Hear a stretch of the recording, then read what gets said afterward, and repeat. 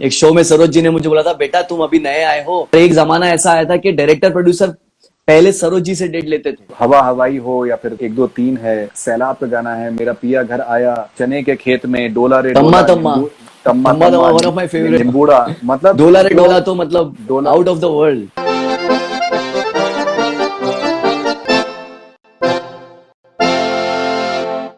हाय। What's up अस्सलाम वालेकुम, how are you? I am good, कैसे आप? मैं बस ठीक हूँ, अभी आज थोड़ा बेटर हुआ हूँ, कल बहुत सैड था तो नहीं नहीं, मैं फाइन समझ है सकता हूँ, बढ़िया। मैं समझ सकता हूँ। आप कैसे देखते हैं ये, एक इसको कहा जा रहा है कि एक एंड ऑफ एन एरा है सरोज खान जी का इंतकाल। कैसे देखते हैं आप पर्सनली? देखिए क्या होता है कि आप हमेशा किसी के ऊपर you look up to someone and you, आप किसी को देख के जीते हो कि यू नो कि कोई सीनियर होता है जिसको आप देख के जीते हो। तो सभी जो डांसर्स होते हैं वो हम जैसे और बड़े बड़े जितने भी कोरियोग्राफर्स हैं उन सबको देख के जीते हैं कि हम भी कुछ करेंगे, मेहनत करेंगे। और एक देयर इज समवन, कोई एक ऊपर है बैठा हुआ जो, तो उनको देखकर हमको एक उम्मीद और बढ़ती है हमारी। तो उसी तरह से सरोज जी जो थी वो हम कोरियोग्राफर्स के लिए एक उम्मीद थी, हम उनको देखकर हम जीते थे कि उनको देखकर हम खुश होते थे कि भाई सरोज जी हैं, कभी कभी बहुत जगह पर मिलो मुलाकात होती रहती थी, तो वो एक हमको एक स्ट्रेंथ मिलती रहती थी कि यार इंडिया का जो आइकॉनिक एक आइकन है डांस की इंडस्ट्री का, वो सबसे बड़ा एक ही है। मतलब आप यकीन करेंगे, मैं एक शो में था, वहां पर हम सब गए हुए थे और मास्टर जी भी आई हुई थी और गणेश आचार्य भी थे, हम सब थे वहां पर। तो स्टेज पर मैं थोड़ा सा घबराया हुआ था कि मैं क्या बोलूंगा, और मेरे जाने से पहले गणेश आचार्य स्टेज पर गए और उन्होंने कहा कि मैं जो हूँ, हालांकि आप देखेंगे गणेश आचार्य ने, उन्होंने इतने सारे गाने किए हैं इंडस्ट्री के और इतने बड़े कोरियोग्राफर हैं, उन्होंने स्टेज पर एक बात बोली जो मैं कभी नहीं भूल पाऊंगा। उन्होंने कहा कि मैं आज इतने साल होने के बाद भी सरोज जी के सामने एक राई के बराबर भी नहीं, उनके पैरों की धूल भी नहीं, उन्होंने कहा ये बात। तो वो मुझे मेरे घर कर गई वो बात, और मैं कभी नहीं भूल सकता हूँ वो। तो इतना बड़ा उनका ओहदा था, इतने बड़े उनके लेवल थे कि हम उनसे उनसे इंस्पिरेशन हमको मिलती थी। जैसे कल मेरी आपसे बात हो रही थी, आपने बहुत इंटरेस्टिंग आपने चीज बताई कि बहुत से अलग अलग कोरियोग्राफर्स हैं पिछले 10-20 साल में। तो हर किसी का अलग अलग स्ट्रेंथ है, किसी का पिक्चराइजेशन स्ट्रेंथ है, किसी का कलर्स का है स्ट्रेंथ है, किसी किसी का का सिग्नेचर कपड़ों स्टेप का है। सिग्नेचर स्टेप है, किसी के कपड़ों का है, किसी का। जी जी बट जी जी सरोज खान एक वाहिद ऐसी कोरियोग्राफर थी जो कि सब चीजें करती थी एक जी साथ। हाँ। और वो भी लड़की लड़का दोनों। अब बहुत सारे कोरियोग्राफर्स लड़कियों की कोरियोग्राफी में ज्यादा अच्छे हैं, हीरोइनों की में ज्यादा अच्छे हैं, कोई बहुत सारे कोरियोग्राफर्स हैं जो मेल में ज्यादा अच्छे हैं, बट वो जो थी वो सभी के लिए it was like everything perfect for her, best of the best. Like मैं जब इंडस्ट्री में आया तो मुझे नहीं रियलाइज हुआ कि सरोज खान क्या चीज है, लेकिन जैसे जैसे मैं अपने काम सीखने लगा और उनके बारे में जानने लगा तो मुझे रियलाइज हुआ कि यार मतलब she is somewhere there. I mean हम कभी नहीं उसको एक जन्म में पार कर सकते हैं, जो लेवल, जो टेक्निकलिटी, जो विजुअलाइजेशन, जो सोच गाने की, मतलब जो स्टार को किसी ने बनाया तो और क्या बोल सकते हैं कि कोरियोग्राफर ने किसी को स्टार बनाया, मतलब बहुत बड़ी नहीं बात नहीं, बिल्कुल बिल्कुल बिल्कुल, चाहे वो माधुरी जी हो, श्रीदेवी जी हो, आई थिंक बहुत बहुत बड़ा रोल है।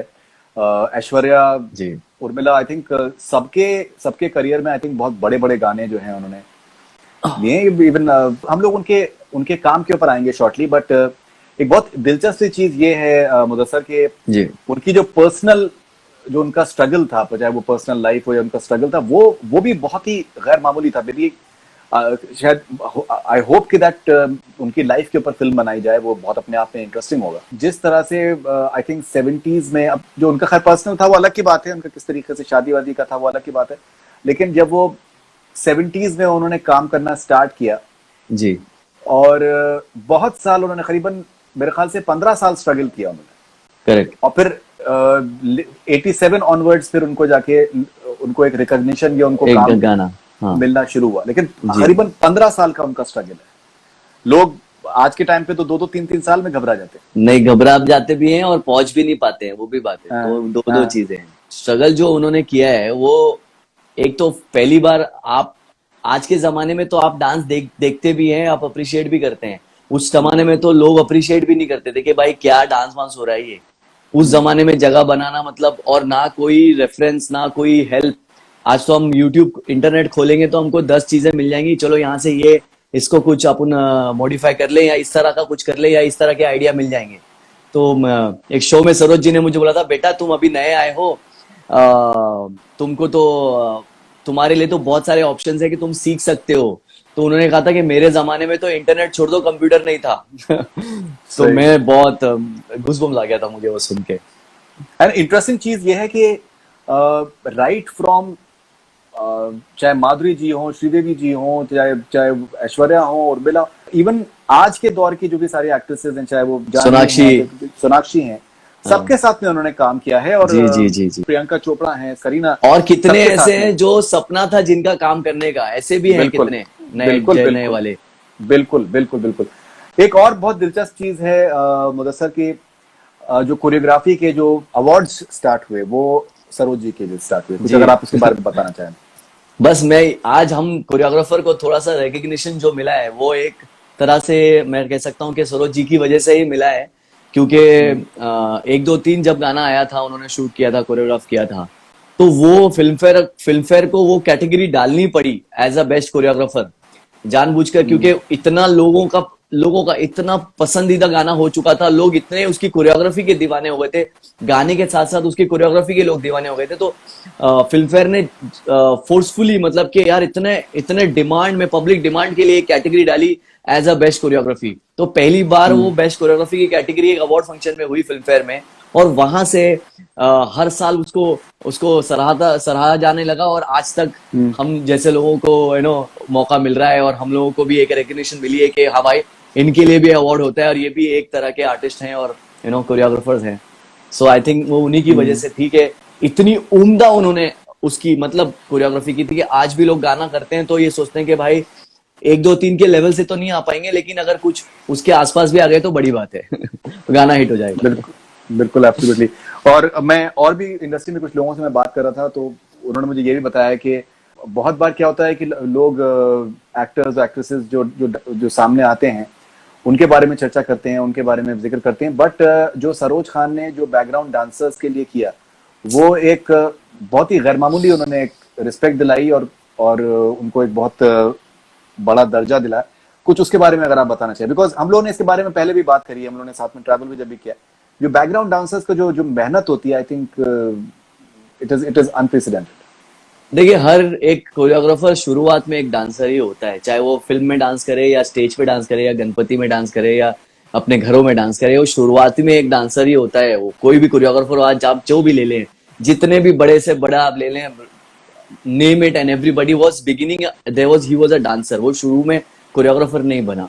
तो वो उस तरह से हम भी शुरुआत में एक डांसर ही थे, यहाँ वहां डांस करते थे कॉलेज वॉलेज में। तो उस वजह से जो आज हमारे बॉलीवुड के डांसर्स हैं, तो वो भी एक शुरुआती दौर के कोरियोग्राफर ही आप बोल सकते हैं, एक तरह के आर्टिस्ट आप उनको बोल सकते हैं। तो एक कोरियोग्राफर जानता है कि जो शुरुआती में जो हम थे वो ये लोग हैं, तो यही लोग हैं जो फ्यूचर में कुछ बनेंगे, और ये लोग ही हैं जो मतलब इंडस्ट्री को तो वो लोग एक बैकग्राउंड दे ही रहे हैं। हीरो आगे है, डांसर्स पीछे हैं, वो तो एक सपोर्ट दे ही रहे हैं, बट उसके अलावा भी एक बड़े कलाकार हैं वो, बल्कि वो भले वो पीछे हैं लेकिन वो भी एक कलाकार है। तो ये सोच जो सरोज जी की थी ना, वो बहुत ही ज्यादा बोलते हैं ना, बहुत ही वैल्यूएबल थी उनकी, कि ये भी कोई छोटे लोग नहीं है। क्योंकि एक दौर ऐसा था, मैं आपको बताऊं, जहां पर ऐसा होता था कि डांसर्स, हाँ ठीक है भाई, मतलब ठीक है डांसर्स हैं, ठीक है इनको, बट ये जो हम कोरियोग्राफर्स, सरोज जी ने जो सोच पैदा की थी, तो उस वजह से बाकी कोरियोग्राफर्स भी उस सोच को लेकर आगे बढ़ने लगे कि नहीं नहीं भाई, डांसर्स को आज आप यकीन करेंगे, थैंकफुली डांसर्स आज फ्लाइट में ट्रैवल करते हैं, ट्रेन में हम ट्रैवल नहीं करते हैं। डांसर्स, हम जब भी डांसर्स को ट्रैवल करवाते हैं तो they travel by flight, they stay in a good hotel, they stay like an artist. So ये सब उन्हीं की शुरुआत हुई और उन्हीं से हुआ है, और आज उनको वैल्यू मिल रही है डांसर्स को। अगर सरोज जी के अगर हम काम के बारे में बात करें, कहाँ से शुरू करें, मतलब चाहे वो हवा हवाई हो या फिर 1 2 3 है, सैलाब का गाना है, मेरा पिया घर आया, चने के खेत में, डोला रे तम्मा डोला, तम्मा, तम्मा तम्मा तम्मा, वन ऑफ माय फेवरेट, निम्बूड़ा, मतलब डोला रे डोला तो मतलब डोला। Out of the world. 1 महीना उसकी रिहर्सल हुई थी इधर सत्यम में, यहाँ अंधेरी में जू पे। 1 महीना, आप सोचिए, 1 महीना रिहर्सल हुई अलग अलग हॉलों में उसकी। कोई गाना शूट होता है 2 दिन का, रिजल्ट दिख रहा है उसका तो। हाँ मतलब इतनी बारीकी उसके पीछे की गई। देखिए, मैं आपको बताऊं, बहुत सारे कोरियोग्राफर्स और सभी लोग तो इस बारे में ऑफ कोर्स सभी जानते हैं कि इतने सारे उन्होंने गाने किए, बट मैं एक चीज पे थोड़ा सा आपको कहना चाहूंगा कि ये सारे कोरियोग्राफी के बड़े बड़े गाने और बड़े बड़े अवार्ड्स जो उनको मिले, जैसे नेशनल अवार्ड, उनको 3 नेशनल अवार्ड मिला है, कोई कोरियोग्राफर के लिए 3 नेशनल अवार्ड, मतलब बहुत बड़ी बात हो जाती है। बट मैं ये अवार्ड के अलावा मैं आपसे रिवॉर्ड की तरफ थोड़ा सा मैं आपका मन घुमाऊंगा। वो ये था कि पूरे वर्ल्ड में आप देखिए बॉलीवुड जो है वो किस चीज के लिए जाना जाता है। देखिए आज जो हमारे पास है एक्शन, स्टोरी, रोमांस, सब कुछ है जो हॉलीवुड के पास भी है, दूसरे इंडस्ट्री के पास भी है, लेकिन हमारी फिल्मों के जो गाने हैं वो दूसरी इंडस्ट्री के पास नहीं है। तो जब बाहर के लोग बॉलीवुड को पसंद इसलिए करते हैं क्योंकि इसमें बॉलीवुड में गाने भी होते हैं। और आप यकीन करेंगे जितने भी बॉलीवुड के गाने हिट और बाहर लोग जानते हैं वो रोमांटिक गाने नहीं है, वो है रोमांटिक, लेकिन पहले जो गाने हैं वो डांस नंबर्स है, और अभी के नहीं, पहले के। तो अब इनडायरेक्टली मैं आपको एक ही बात बोलूंगा, मैं उसमें पार्शियली, मैं कोई कोरियोग्राफर हूं इसके लिए नहीं बोल रहा हूं, सरोज खान ने एक बॉलीवुड को बनाया है बाहर, वो उन्हीं की वजह से बनाया है। तो जो गाने हिट हुए हैं तो बाहर वालों ने बोला अरे भाई ये वो बॉलीवुड, अच्छा वो गाना, अच्छा वो गाना। तो उसके पीछे हिट करने का जो था वो सरोज जी का था, क्योंकि डांसिंग बॉलीवुड की एक कोरियोग्राफी अलग होती है ना। हम, आप कौन सा डांस करते हो भाई? बॉलीवुड डांस करते हैं। बाहर वाले बोलते हैं यार बॉलीवुड भी एक डांस फॉर्म होता है। सो आई थिंक ये जो रिवॉर्ड है ना ये कभी नहीं खत्म होगा। ये मतलब बॉलीवुड को आज दुनिया में नाम जो दिया है ना, वो वन ऑफ द श्रेय इसका सरोज जी को भी जाता है। I totally agree with that. अगर आप मुझे बताना चाहें कि उनके अलग अलग जो गाने आपको क्यों पसंद है, कि आपको हवा हवाई आपको क्यों पसंद है, तम्मा तम्मा आपको क्यों पसंद है, 1 2 3। बिकॉज बहुत इंटरेस्टिंग सी चीज ये है कि सरोज जी ने डांस फॉर्म को एक कला भी बनाया और उसमें एक ग्रेस भी डाला, कि मतलब आप पॉपुलर, आप जॉनरा के लिए आप गाने बना रहे हैं, लेकिन उसमें भी एक ग्रेस है, वल्गर नहीं होते। एक उनकी ये एक बहुत ही खास बात थी उनकी, उनके गानों की और उनके अदाओं की और उनकी पिक्चराइजेशन की। देखिए अभी मैं आपको बोलूं, अगर आप फिल्में देखेंगे और आपको मैं बोलूंगा एक सीन अभी का आप कोई देख लीजिए हिट फिल्म का, और एक पहले के मुगले आजम का कोई सीन देख लीजिए, तो आप ऑब्वियसली बात है कि आपका जो मूड है वो बनेगा मुगले आजम के सीन से। अभी के सीन में भी आपको मजा आएगा, लेकिन वो मुगले आजम के सीन में आपको जो ओरिजिनलिटी और जो आपको सादगी और जो इंटेंसिटी कह सकते हैं, जो आप तक पहुंचेगी जो बात, वो उसमें पहुंचेगी। तो उसी तरह से जब हम नए कोरियोग्राफर्स हैं तो हम जब पुराने गानों को इसलिए हम उनके सरोज जी के पहले के जो आइकॉनिक नंबर थे उसको इसलिए पसंद करते हैं, इसलिए नहीं कि वो बहुत ही फाड़ू है या वो है, हम उसको इसलिए पसंद करते हैं कि उस टाइम पे इस तरह की ओरिजिनल दिल से की गई कोरियोग्राफी जो है वो हमको बहुत हमारे अंदर आती है, और वो बहुत इंटेंस होती थी, बहुत ही ज्यादा इंटेंस। आप आर्टिस्ट को देखिए, आर्टिस्ट अपना पूरा तन मन धन लगा के उसमें नाचता था। तो वो सारी चीजें ऊपर से उसके अंदर उस टाइम की फैसिलिटी और इस टाइम की फैसिलिटी में जमीन आसमान का फर्क। तो मैं समझता हूं कि ये किसी आसान चीज की बात ही नहीं, इसलिए हमको वो सारे गाने बहुत ज्यादा पसंद आते हैं। तम्मा तम्मा, एक तो आप देख लीजिए Baba, Sanju Baba was not a like he was not comes into a dancer category. तो संजू, एक तो बाबा की परफॉर्मेंस आप देखिएगा, सरोज जी ने ये कहा है उनके मुंह से कि मैंने जब ये गाना कोरियोग्राफ किया था तो मैं माधुरी को भूल गई थी, क्योंकि संजू ने इतना अच्छा परफॉर्म किया था। बहुत जगह पे उन्होंने बोला कि मैंने जब ये गाना कोरियोग्राफ किया था तो मैं माधुरी को, तो मैंने जब गाना देखा मैंने बोला माधुरी है कहाँ इसमें, तो मैं भूल गई थी कि संजू ने इतना अच्छा परफॉर्म किया था। तो ये सारी जो परफॉर्मेंस इतना अच्छा बिठाना किसी के लिए, और इतने सारे डांसर्स उस टाइम पे, इतने सारे डांसर्स को रखना, और विदाउट एनी टेक्नोलॉजी उस चीज को, लाइटिंग को मैनेज करना। और क्योंकि कोरियोग्राफर, बहुत लोगों को लगता है कोरियोग्राफर का मतलब होता है जाके खाली डांस सिखाना, पर वो सिर्फ डांसिंग का, बॉडी का डांस नहीं है, वो लाइट का डांस है, कॉस्ट्यूम का डांस है, बैकग्राउंड का डांस है, एम्बियंस का डांस है, कहानी का डांस है। तो वो सारी चीजें डांस कर रही है एक साथ, दुनिया बन रही है। तो वो जो दुनिया शुरुआत की ना, वो सरोज जी ने की। आप संजय दत्त की बात करें तो चोली के पीछे क्या है जी, मतलब जो जिस तरीके की उसके कंट्रोवर्सी हो गई थी, लेकिन वो जो एक ग्रेसफुल जो डांस मूव्स उन्होंने दिए हैं माधुरी जी को, कि मतलब सेंसुअस भी हैं पर एट द सेम टाइम उसमें एक ग्रेस भी है, वो बड़ा डेडली कॉम्बिनेशन है। अरे हम तो बने हैं वो देखकर। हम तो बचपन में स्कूल में देखते थे वो संजू बाबा का वो खड़े रहने का स्टाइल, वो सब हम कर करके हम सोचे भाई ये कौन कराता है ये सब। तो बाद में पता चला कि कोरियोग्राफर ही कराता है ये सब, डायरेक्टर ऑफ सॉन्ग होता है, वो सब ये डांस स्टेप देता है, ये सारी चीजें देता है, यू नो। ओके, अगर हम 1 2 3 की बात करें, आपको 1 2 3 में क्या क्या पसंद है? मुझे 1 2 3 में सेकंड हाफ बहुत ज्यादा पसंद है, क्योंकि मैं कोरियोग्राफर हूं, मैं एज एन ऑडियंस तो उसको नहीं देखता हूं, पर एज ए कोरियोग्राफर देखता हूं, क्योंकि सेकंड हाफ बहुत डिफिकल्ट है उसका बहुत इंट्रिकेट है, उसकी सेकंड हाफ की चीजें बहुत ज्यादा फास्ट हैं, और कहानी डेवलप हो रही है, वो बोलती जा रही है कि मैं यहाँ गई थी, मैं वहां गई थी, 13 को, 14 को, 15 को, सब सब सब। तो वो जो चीज है ना, वो एक कोरियोग्राफर के लिए बहुत डिफिकल्ट होता है। जब आप पहला गाना शुरू करते हैं तो पहला दिन आपका जाता है डांस में, हुक स्टेप में, सिग्नेचर में। लेकिन जैसे आप अंतरा में घुसते हैं, वहां पर थोड़ी सी डिफिकल्टी बढ़ती है, क्योंकि अंतरा में ही हमेशा गाना ड्रॉप होता है। और गाना जहां अंतरा में ड्रॉप होता है, वहीं पर लोगों का जो एक अट्रैक्शन होता है, डिस्ट्रैक्ट हो जाते हैं।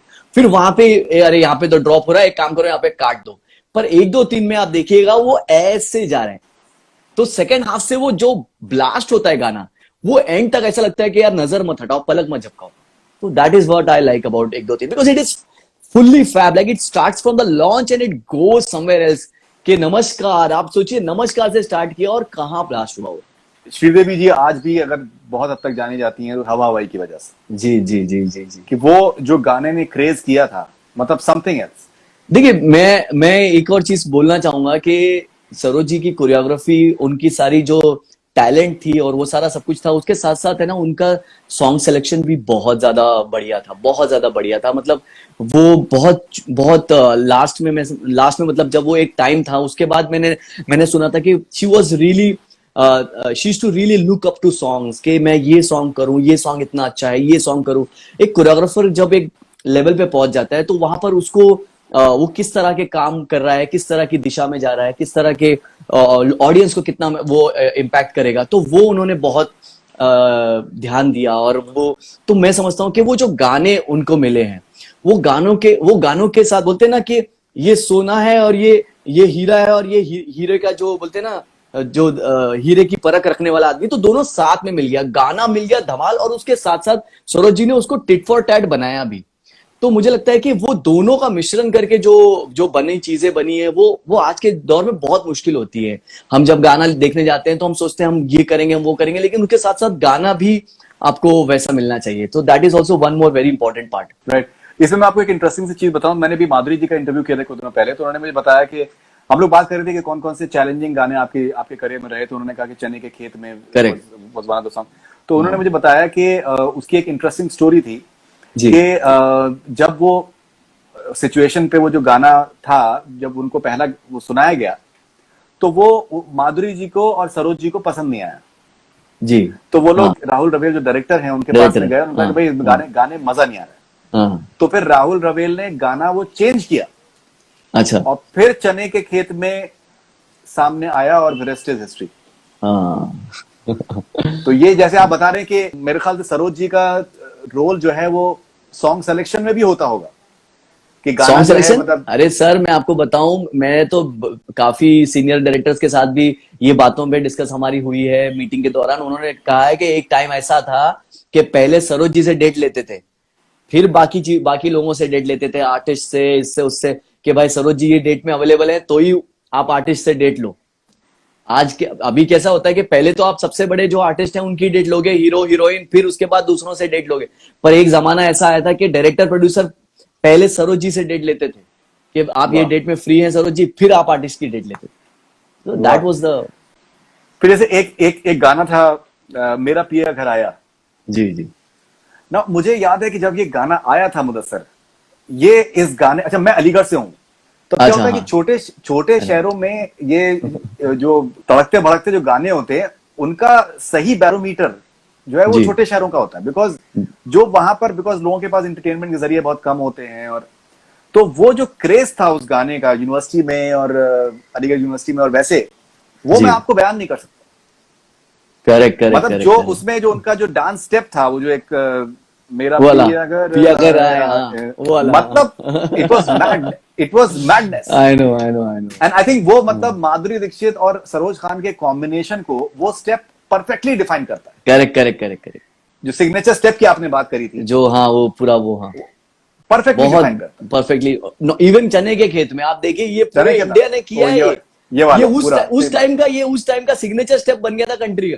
बिल्कुल, तो ये बिल्कुल डेफिनेटली। जैसे अभी आप मुझे निबूड़ा के बारे में अगर हम बात करें, तो निबूड़ा संजय लीला भंसाली डायरेक्टर, एंड ऐश्वर्या राय बिल्कुल अपने करियर के शुरू में थी, और करेक्ट, इस्माइल दरबार का म्यूजिक, बहुत ही दिलचस्प म्यूजिक, अलग किस्म का म्यूजिक, अलग किस्म की सिचुएशन, और संजय लीला भंसाली का पिक्चराइजेशन बहुत ग्रैंड होता था।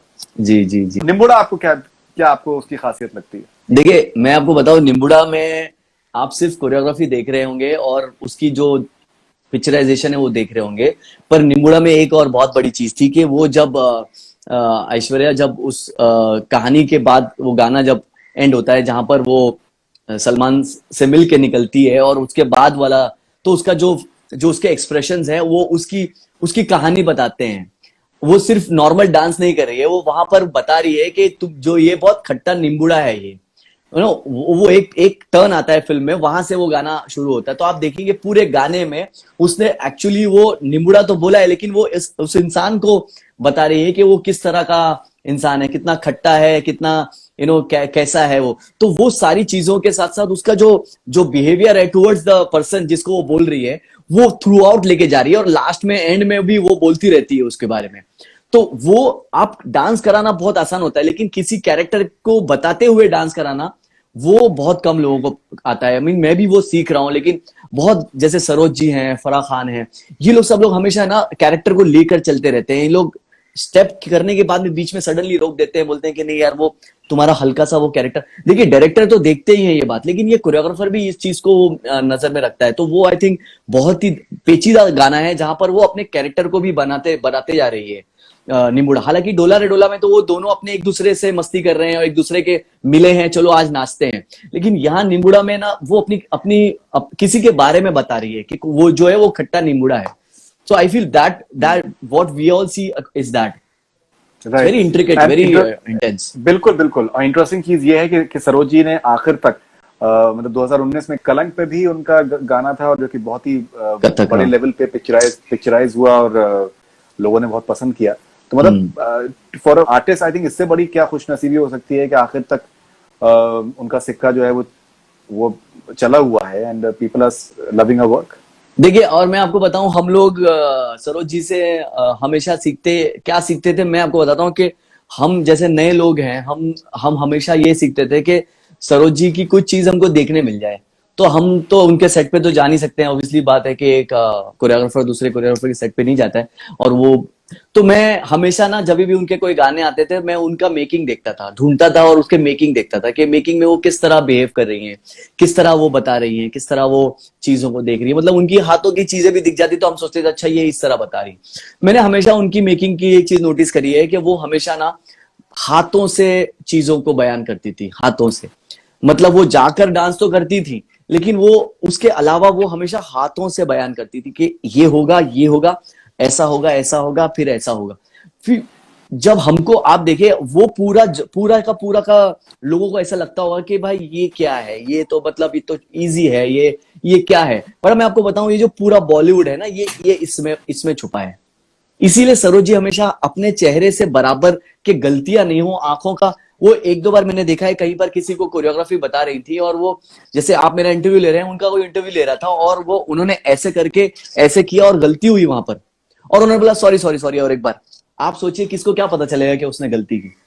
तो वो अपने आप को कभी भी मिस्टेक नहीं करे, इसलिए वो हर चीज को यहाँ क्लीन करती थी। और वही दौर जो है वो पूरा घूम के अभी जो एक बड़ा टिकटॉक का जमाना आया था, वो वही चीज थी। आप देखिए एक मॉडर्न तरीके से वही चीज थी कि लोग अपने चेहरे से खेलते थे, अपने चेहरे से गाना गाते थे। तो वो सरोज जी का शुरुआत ही वही है कि उन्होंने चेहरे को हाव भाव बोलते हैं, चेहरे का हाव भाव, expressions of face. Reality shows में भी जिस तरीके से उन्होंने वो 100 रुपए देने का जो शुरू किया, वो पहले का है एक्चुअली, वो पहले से पैसा देती थी। वो पहले से वो एक जो गुरु होता है वो अपने दक्षिणा किसी कभी खुश होके दे देता है या खत्म होने के बाद देता है। वो एक डांस टीचर का हमेशा रहा है। वो पहले का वो कथक और भरतनाट्यम की पहले की वो चली आ रही है। तो वो उन्होंने टचवुड उसको फॉलो किया और हमेशा देना चाहा, और करोड़ों लोगों ने चाहा कि भाई हमको एक बार सरोज जी से मिल जाए, वो पैसा मिल जाए और वो एक दक्षिणा मिल जाए। और हमेशा और फिर वो रियलिटी शो शुरू हो गए और रियलिटी शो में उनको लिया गया और उन्होंने काफी लोगों को वो बोलते हैं ना वो ब्लेसिंग दी, और लोगों ने पैसे जमा कर करके वॉलेट में रखे हैं। भाई ये देखो भाई भूखा मरेंगे, खर्चा नहीं करेंगे। सरोज खान ने दिया। नहीं, डेफिनेटली डेफिनेटली। तो मुदस्सर आप क्या कहना चाहेंगे दैट अभी मुझे नहीं लगता कि दैट इतना बड़ा लॉस इतनी आसानी से इंडस्ट्री रिकवर कर पाएगी। कैसे याद रखना चाहिए सरोज खान को? सी आई फील आज हम हमारी कंट्री हर जगह पर वुमेन पावर पे चल रही है और लोग बहुत ही वुमेन पावर के लिए बहुत बिलीव कर रहे हैं। बहुत सारे जो मर्द हैं वो इसको सपोर्ट कर रहे हैं और बहुत ही ज्यादा इसमें मानते हैं। तो मुझे लगता है कि वुमेन पावर की सबसे बड़ी one of the biggest dance की जो मिसाल है, मुझे लगता है वो सरोज जी हैं। तो मुझे लगता है कि ये चीज सभी को देखनी चाहिए कि उन्होंने अपनी लाइफ में कितना स्ट्रगल करने के बावजूद आज बॉलीवुड को एक मकाम दिया, इंडस्ट्री को एक ऐसा मकाम दिया कि पूरी दुनिया जानती है बॉलीवुड के गाने। और तो I feel people should see that and learn that, not only in dancing but people should see her life and how she worked hard and how she made up become such a big idol, icon and all that। तो मुझे लगता है कि लोगों को वो सीखना चाहिए उनसे। और हम कोरियोग्राफर्स तो सीखते ही हैं, पर जो नए डांसर्स हैं उनको ये बात नहीं पता है। वो अभी भी सब वेस्टर्न वर्ल्ड की चीजों में वहीं पर मोबाइल चालू किया, सीधा भाई खोल लिया बाहर गांव की वीडियोस देखो भाई, वही है सब कुछ। तो मुझे लगता है कि उनको पहले यहाँ की जो ओरिजिनलिटी है वो सरोज जी के गानों से सीखनी चाहिए, फिर उसके बाद आप उसको मिक्स करो ना, आप उसको मॉडिफाई करो, नई चीजें डालो। तो I think new dancers should learn those things, because वही चीजें हैं जो आपको आगे जैसे आप लेवल बढ़ा दोगे आपको वो जरूरत पड़ेगी। Because you cannot just copy them and become successful. No, you have to learn originality which Saroj ji has taught everyone. Mudassir, बहुत बहुत शुक्रिया आपका अपना वक्त देने के लिए और सरोज जी के बारे में बात करने के लिए। मैं एक चीज बोलना चाहूंगा, थैंक यू बोलना चाहूंगा सरोज जी को कि उन्होंने आज हम लोगों को एक टैग लाइन दी जो कि हमको बोला जाता है मास्टर जी। हम जब भी गाना करते हैं हमको बोला जाता है, हम शूटिंग में हमको बोला जाता है मास्टर जी पानी पियोगे, मास्टर जी ये, मास्टर जी अगला शॉट कहाँ लगाएं। तो ये शुरुआत जो की थी ये सरोज जी से हुई थी और उनको मतलब उनके पहले भी शायद लोगों को बोला होगा, बट सरोज जी से जो ये फेमस हुआ कि मास्टर जी, और सरोज जी को ओरिजिनल मास्टर जी बोला जाता है।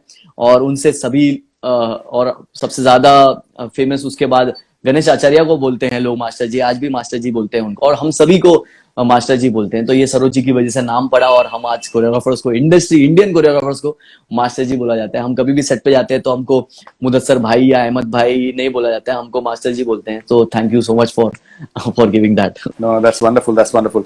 So thank you very much, Mudassir. Thank you for you take care. And thank you so much for doing all the good things what you're doing. Thank you. Thanks. Bye. Thank you.